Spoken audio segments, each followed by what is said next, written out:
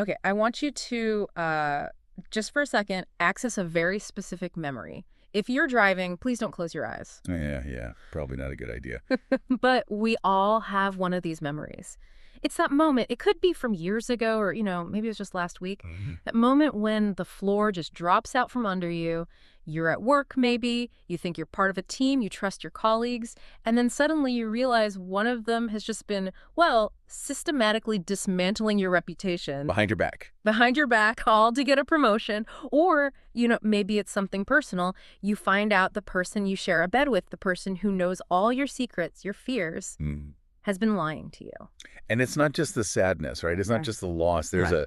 a shock. It's the violation. It's the violation, exactly. And in that vacuum of shock, something else happens. There's this very specific temperature rise right in your chest. Mm. It's heavy, it's hot, and it has a voice. And that voice, it doesn't say, "Oh, I'm sad." It definitely doesn't say, "I need to process this in a healthy way." Not at first. No, it says, "This cannot stand." It whispers, "You hurt me. You broke the rules. And for the universe to make any sense again, you have to feel what I'm feeling. You have to bleed." And that right there, that is the voice of revenge. Yeah. It's arguably one of the most primitive, potent scripts that's just running in the human operating system. And that is exactly where we're going today. We are doing a deep dive into the psychology, the morality, and just the absolute messiness of revenge. And I'm really excited about this stack of research we have because, let's be honest with ourselves, we're total hypocrites on this topic. No, absolutely. How so? Well, think about it.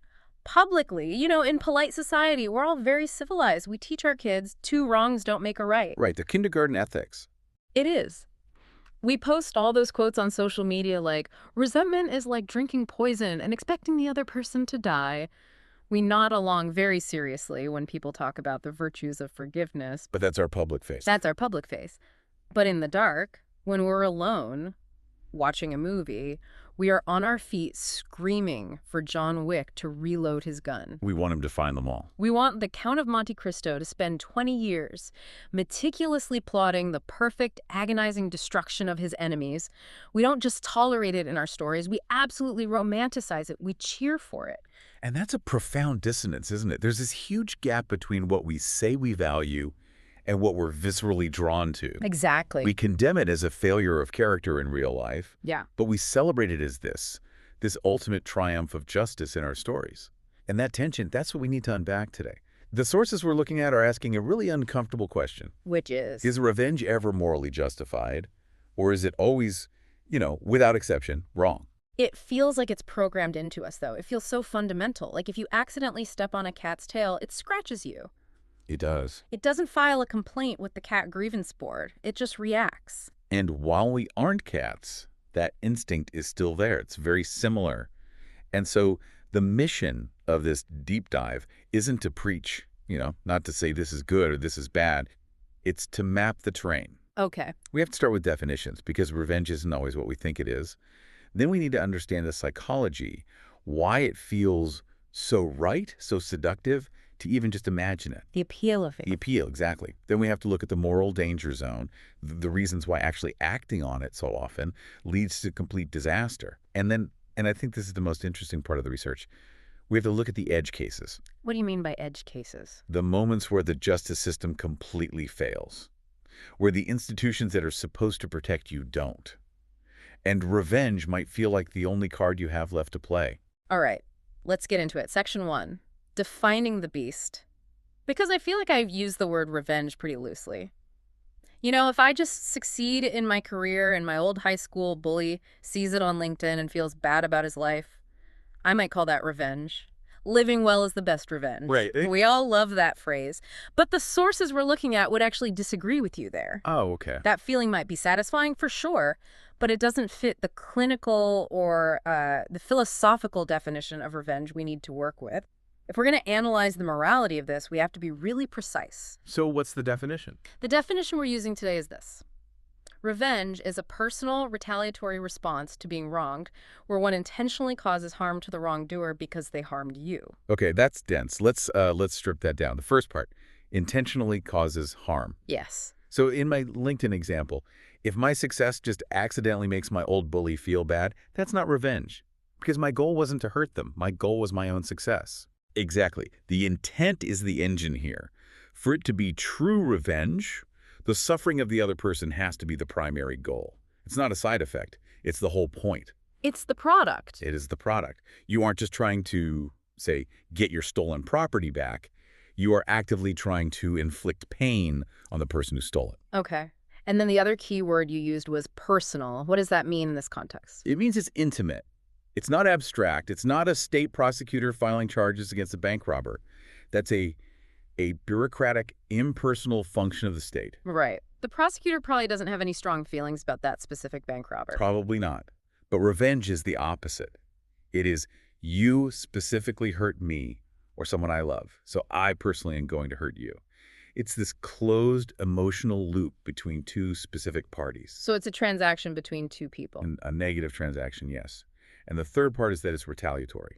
This part is really important for the Avenger's self-image. How so? The person seeking revenge never sees themselves as the aggressor, ever. In their own mind, they are always the responder. They're not starting a fight. They believe they are finishing a fight that the other person started. That's a crucial distinction. The Avenger always feels like they are standing on the moral high ground, at least at the beginning. They're not causing chaos, they're restoring balance, they're balancing the books. Precisely. Yeah. And the research lists the emotional drivers for this, and they're what you'd expect. Anger, humiliation, a profound sense of injustice. The hot emotions. A lot of emotions. But there's a specific nuance that the text highlights, which I find fascinating. It's the desire to make the offender cognizant. Cognizant, meaning they have to be aware of it. Yes. It's not enough for the person to suffer. They have to know why they're suffering. Yeah. They must connect their current pain directly to their past action against you. Right, so if I slash their tires, I need them to know it was me. Or at the very least, I need them to connect the dots and realize, oh, this must be because of what I did to them. If they just think it was some random act of vandalism, it doesn't scratch the itch. It doesn't. That connection is vital for the satisfaction. And that really clarifies the difference between, say, self-defense and revenge. Yeah, how so? Well, if a burglar is in your house right now, you might hit them with a lamp to get them to leave. That's defense. Your goal is safety. You don't care if they learn a moral lesson at that moment. You just want your TV to stay where it is. Exactly. The threat is active, and you are neutralizing it. But if you track that same burglar down 6 months later, break into their house, and smash their TV, That's revenge. that is pure revenge. The threat is long gone. Now, it is purely about the infliction of suffering to balance some cosmic score. Which brings us to that preliminary distinction that you mentioned, the one that sets up this whole deep dive. We are constantly confusing revenge with justice. We do it all the time. And it's an understandable confusion because they both deal with wrongs and consequences. They both respond to harm. But their machinery is totally different. Completely different. As we're going to see, justice, at least in its ideal form, is about restoration or societal safety or upholding an agreed-upon rule. Revenge.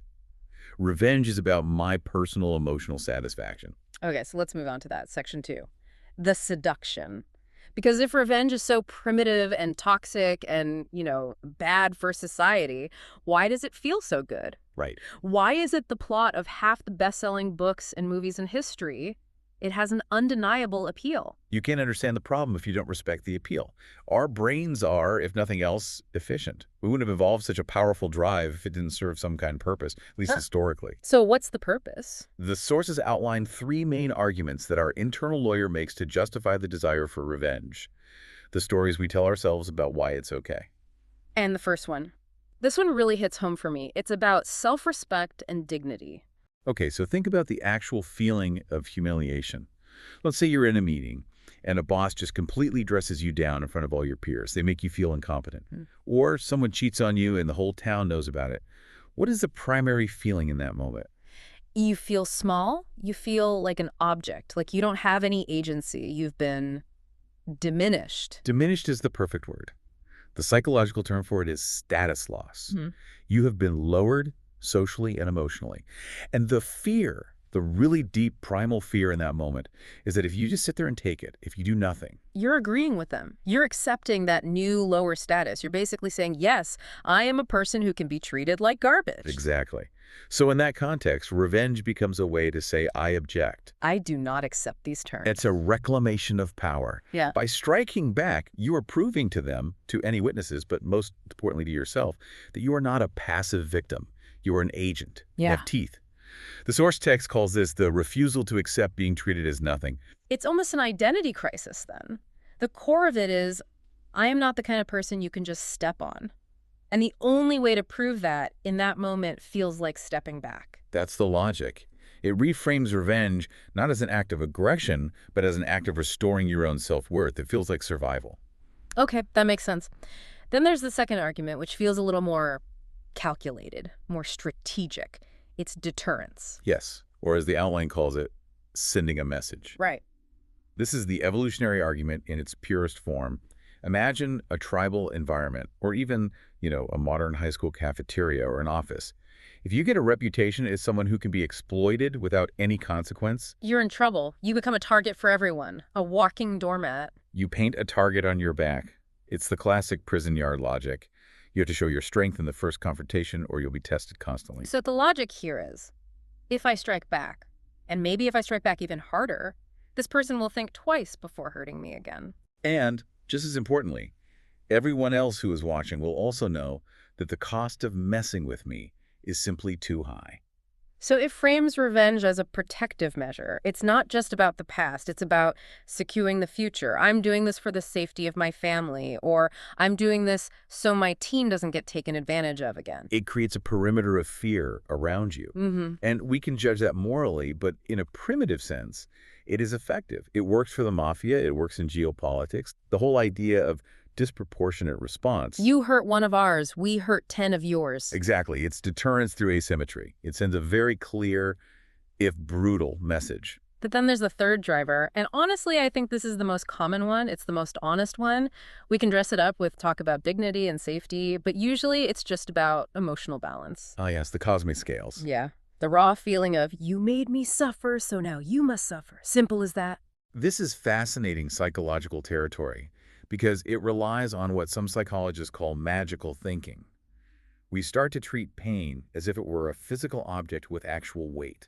What do you mean? We think, I am carrying this heavy, heavy load of pain that you gave me. It's crushing me. But if I can hurt you, I can somehow transfer this weight from my shoulders onto yours. We use that phrase all the time, evening the score. But the big question is, does it actually work? Does it make you feel lighter? And that's the tragedy of it. The research shows that people consistently expect revenge to be a release, a catharsis, like popping a tension-filled balloon. But it isn't. But often it doesn't work that way. Instead of feeling relief, people who act on revenge often report feeling empty. Or even worse, they find themselves ruminating on the event even more. Because the act of revenge keeps the memory alive. It keeps you tethered to it. And the source notes that this desire isn't about rational fairness. It's an inner craving for a very primitive kind of symmetry. It's the logic of a toddler. I am trying, so now you should be crying too. And it promises to transform that passive suffering into active power. I think that's the core of the seduction. That's it right there. It's a promise of agency. When you are the victim, things are happening too. You're on the receiving end. But when you become the avenger, you are the one making things happen. You're the one in control. You're in control. And that shift from a passive state to an active one is incredibly intoxicating. But, and this is the giant but of this entire deep dive, just because it feels good or promises to feel good doesn't mean it's good for us or for anyone else. Right. Which brings us to section 3, the moral danger zone. Because the sources are basically screaming from the pages that this is a trap. It is a trap, and it's a trap that often snaps shut the very moment you decide to act. The first, and maybe the most obvious problem the sources identify is escalation. The spiral of violence. Why does it always spiral, though? Why Yeah. can't we just have a simple eye for an eye and then be done with it? It sounds so neat and tidy. Because eyes are subjective. Your eye and my eye are not the same. This is a concept from social psychology called the magnitude gap. The magnitude gap. Okay, what's that? So, research consistently shows that human beings are neurologically hardwired to feel our own pain much, much more acutely than we feel the pain of others. Our suffering is vivid and real. Their suffering is abstract. Okay, that makes sense. So let's say you step on my toe. From my perspective, the pain is a 10 out of 10. It's immediate, it's intense, I feel wronged. Right. Now, I decide to get even, so I step on your toe. Right. But when I perform that action, I don't feel your pain. I only feel my foot making contact. From my perspective, I'm just applying a bit of pressure. I perceive my action as maybe a 3 out of 10. I think to myself, see, I went easy on him. I was proportional. But from my perspective, I just got my toe stomped on. I feel it as a 10 out of 10. So I don't think, oh, we're even now. I think, whoa, he just massively escalated this. That wasn't equal at all. Exactly. So now you feel justified in retaliating based on your perception of a 10 out of 10 injury, which means you need to hit me back even harder to make it feel fair to you. And of course, I'll perceive that as a completely unprovoked, insane escalation on your part. And on it goes. But that's the spiral. Both sides always sincerely believe they are the ones acting reasonably, the ones just trying to balance the scales. But in reality, they are just ratcheting up the violence with every single turn. That explains so much. From petty office squabbles to bad marriages to, intractable civil wars, nobody ever agrees on when the score is finally even. The source calls it an unlimited cycle of retaliation. Revenge rarely stays proportional because anger is a terrible mathematician. It completely distorts our ability to measure harm. It turns a single contained event into a generational feud. Which connects directly to the second moral danger the research points out: bias and misjudgment. We are, simply put, terrible judges in our own cases. We're hopelessly biased. Revenge fuses the roles of victim, judge, jury, and executioner all into one angry person. And when you're that furious, you lose the ability to see any nuance. You see red. You see red, and you see really simple black and white narratives. You vastly overestimate the other person's malicious intent. You convince yourself they did this purely to destroy me because they are a fundamentally evil person. You completely ignore the possibility that maybe they were just stressed or incompetent or selfish or didn't realize the impact their actions would have. And at the same time, we underestimate our own role in the conflict. We edit the tape of what happened so we look like a completely innocent victim. We always do. And this profound bias leads to one of the greatest risks of revenge: hitting the wrong target. The source material highlights this vividly. Revenge, unlike justice, is often incredibly sloppy. What do you mean by sloppy? Think about gang violence or old-school blood feuds. If you can't find the specific guy who shot your brother, what do? You go after his cousin. Or his best friend? Or you just burn down a building in his neighborhood? It's collective punishment. You are one of them, so you will pay the price for what one of your group did. That is a massive moral failure. Whereas justice, at least in theory, tries to be surgical. It tries to identify and punish only the person who is actually guilty. Exactly.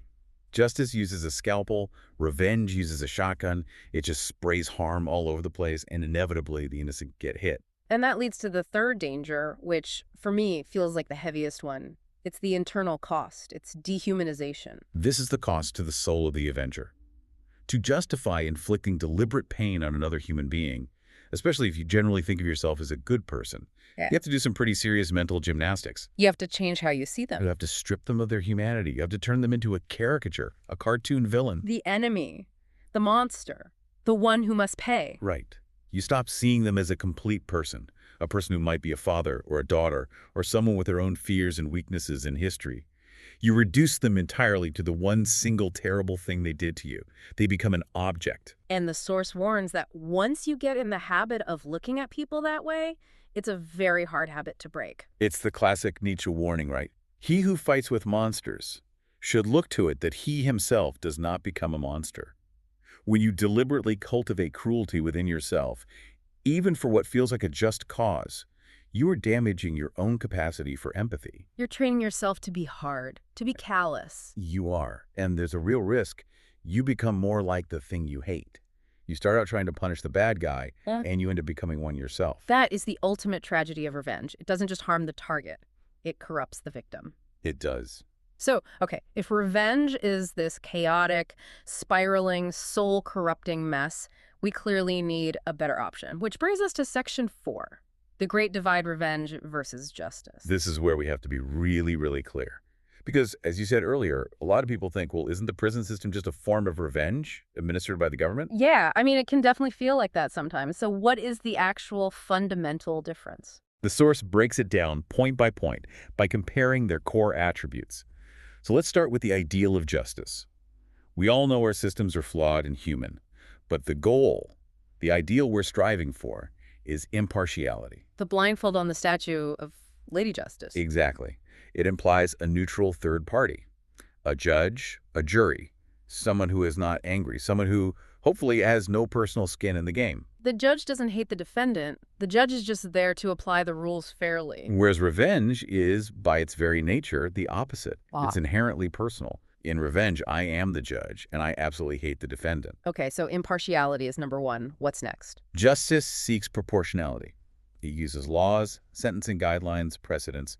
It tries to create a system that says this crime equals roughly this much of punishment and no more. It has a stopping point defined by the rules. Yes.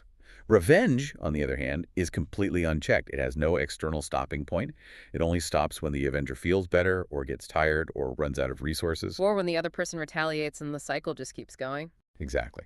And third, justice, again, in theory, is supposed to protect everyone's rights. Even the person accused of a terrible crime gets a lawyer. They get a trial. There's a process of presenting evidence. Due process. Due process. In the world of revenge, there are no rights. There's only power. The strong get to punish the weak. That's the only rule. And justice is supposed to distinguish between individual guilt and group identity. Yes, it aims to punish the person who did the crime, not their family, not their friends, not their entire ethnic group. Revenge, as we said, is perfectly happy to punish groups or relatives. The source has this one line that I think sums it all up perfectly. It says, "Justice is about what should happen according to fair public standards. Revenge is about what I want to do to you because of what you did to me." That is the core difference right there. Yeah. One is social and based on principles, even if flawed. The other is purely personal and based on emotion. Okay, I'm with you. Justice is better. It's a better system. But I'm going to throw a wrench in the gears here. Go for it. Because this entire argument assumes that we live in a world where justice is actually available and works. Right. Which brings us to Section 5, the gray areas, the edge cases. And this is where the conversation gets really, really difficult. What happens when the system fails? I mean, what happens when the very person who is hurting you is the one writing the laws, or the one in charge of enforcing them? Or what if you're in a situation where calling the police simply isn't an option? Maybe you're in a war zone or an oppressed community where the police are seen as a threat, not a source of help. Exactly. This is the great moral tension of it all. The social prohibition against personal revenge relies entirely on the existence of a reliable social contract. Explain that. We all agree not to take matters into our own hands because we trust that the state, the system, will handle it for us. But what happens if the state breaks that contract? If the courts are corrupt? If the HR department just covers up the abuse? If the police protect the oppressor? Then the victim is left in a void, a complete vacuum of justice. And in that void, doing nothing feels like suicide. It feels like you're just enabling the abuser to continue to hurt more people. Correct. And the sources fully acknowledge that in these failed state scenarios, whether that state is a country or just a toxic workplace, what looks like revenge might be the only available form of justice that's left. So how do we tell the difference? How do we distinguish between what we might call vigilante justice or resistance and just plain old ugly revenge? It's a very blurry line, but the source offers a kind of litmus test. Yeah. It suggests we ask about the primary goal of the action. What's the motivation? Right. Is the action fundamentally about ending ongoing oppression and ensuring future safety for yourself and others? Or is it about inflicting suffering for the sake of suffering to balance a past wrong? So is it primarily protective, looking forward? Or is it primarily punitive, looking backward? That's a great way to put it. For example, if you're a whistleblower and you leak documents to stop a corrupt boss from continuing to harm people, that act functions as resistance. It's protective. But if you leak documents that have nothing to do with the corruption, but are designed specifically to humiliate him and destroy his marriage simply because you hate him and want him to suffer, that's revenge. But isn't it usually both? I mean, in real life, our motives are messy. I probably want to stop him and I hate his guts and want him to suffer. Of course. Humans are messy. We rarely have pure, single motives. But the litmus test is about the center of gravity. The more the action is focused on safety and stopping the harm, the more morally defensible it becomes. The more it's focused on making them pay, the more it slides into the dangerous territory of revenge. There's another distinction in this section that I think is maybe the most helpful, practical tool for anyone listening, and that's the distinction between the feeling and the action. Ah, yes. This is the absolute key to what you might call moral maturity. We need to stop policing our own emotions. The sources are very clear. It is biologically normal and, frankly, understandable to feel the desire for revenge. So if I'm lying in bed at night, imagining all sorts of terrible, elaborate things happening to the guy who stole my business idea, I'm not a psychopath. No, you're a mammal. Yes. Your brain is reacting to a perceived threat and a status injury. That feeling, that desire for revenge, is a data point. It's a signal. A signal of what? It's telling you, I have been seriously wronged, I am angry, I feel unsafe, I need my dignity restored. It's valuable information. But the feeling is not a command. That is the breakthrough. Uh-huh. You can fully validate the feeling, yes, I am absolutely furious right now and I have every right to be, while simultaneously vehicles the action. You can say, I feel like I want to hurt them, but I'm choosing not to act on that feeling because I don't want to become that kind of person. It's the difference between having a dark thought and acting on it. The thought can be automatic, out of your control. The action is always a choice. Exactly. We judge ourselves and others by our choices, not by our initial gut-level impulses. So let's talk about those choices. Section 6, the way out. If we decide to veto the act of revenge, what do we do with all this energy? Because the anger, the feeling of injustice, it doesn't just vanish into thin air. No, it needs to be channeled. We need a toolkit of alternatives. And the source material offers 4 main pathways away from revenge. Okay, what's option 1? Option 1 is the most obvious one. Legal justice. Use the system. Use the system if you can. Report the crime. Sue them. File a formal complaint. Now, it's slow, it's often frustrating, it's bureaucratic, and it usually feels anticlimactic. Because you don't get to personally deliver the blow. Right. You don't get that visceral satisfaction. Yeah. But it prevents the cycle of violence, it keeps your hands clean, Yeah. and it reinforces a social contract for everyone else. You're essentially outsourcing the violence, the punishment to the state. Okay. Option 2 is my personal favorite. Self-protection and boundaries. This is so vital. A lot of people mistakenly think that not taking revenge means you have to forgive and forget. It absolutely does not. No. You do not have to invite the person who betrayed you to Thanksgiving dinner. You don't even have to take their calls. You can just build a wall, a very thick, high wall. You can remove their access to you completely. The source calls this protective separation. If you have a toxic family member, you don't have to key their car to get even. You just stop answering the phone. You block their number. And, in a way, that is a form of consequence for them, especially if you're dealing with a narcissist or an abuser who craves that connection, that control. Being ignored, being rendered irrelevant is often far more painful to an abuser than being fought with. Fighting gives them attention. It keeps them at the center of your world. Silence gives them nothing. It erases them from your story. Okay, that's a powerful one. What's option 3? Option 3 is the hard one. It's the high road. It's restorative justice. I've heard this term, but what does it actually mean in practice? It's a structured process, usually facilitated by a trained mediator, that brings victims and offenders together. The goal isn't punishment. The goal is repair. But this requires the offender to actually be willing to participate, right? And to care. It requires the offender to be willing to take responsibility, to look the victim in the eye and say, I did this, I understand how it harmed you, and I am sorry. When it works, and it doesn't always, it can offer a kind of healing that revenge never, ever can. Because it validates the victim's pain without creating new pain in the world. Exactly. It directly addresses that need for acknowledgement that so often drives revenge. But we have to be realistic. A lot of the people who hurt us are never going to apologize. They'll never admit they did anything wrong. Which is why option 4 is the universal one. It's the one that's always available to you, regardless of what the other person does. And that's inner work. This sounds a lot like go to therapy. And it can be therapy, absolutely. Mhm. But it's also broader than that. It's art, it's exercise, it's journaling, it's talking honestly with trusted friends. It's any process of metabolizing that anger and grief so that it doesn't sit inside you and rot you from the inside out. So it's about treating the anger as your problem to solve, for your own sake, rather than seeing as something you have to throw back at them. It's about cutting the cord. Revenge, by its nature, keeps you emotionally tethered to the person who hurt you. You are still in a relationship with them, a toxic dance of pain. Inner work is about deciding to walk off the dance floor. It's about deciding that your own peace of mind is more important than their suffering. And that, in the end, feels like the ultimate victory. Not, I destroyed you, but you no longer have any control over my emotional state. You no longer live rent-free in my head. Precisely. Wow. So we have been all over the map today. From that visceral heat of betrayal in the beginning to the cold, hard logic of the law. How do we pull all of this together? What's the final verdict on revenge? I think the synthesis from the sources is this.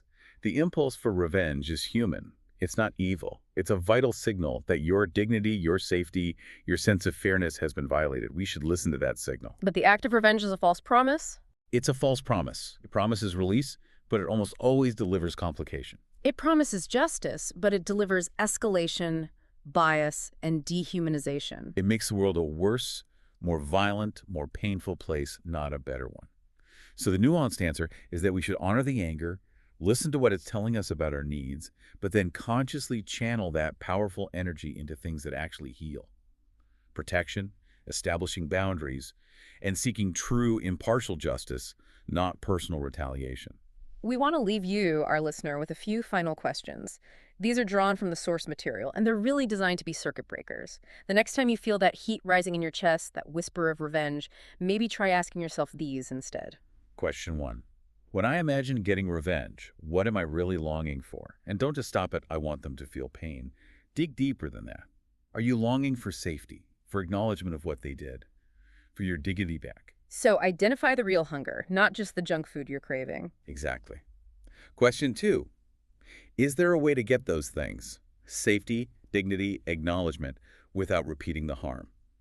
Can you get safety by building a wall and blocking them?